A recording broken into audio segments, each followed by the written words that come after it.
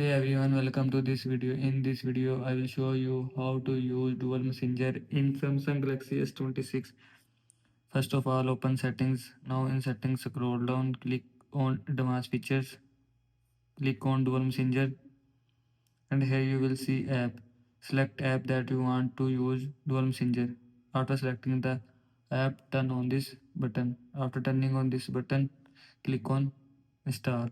After click on install, WhatsApp copy will be installed from your phone. Now here you will see WhatsApp copy installed from your phone.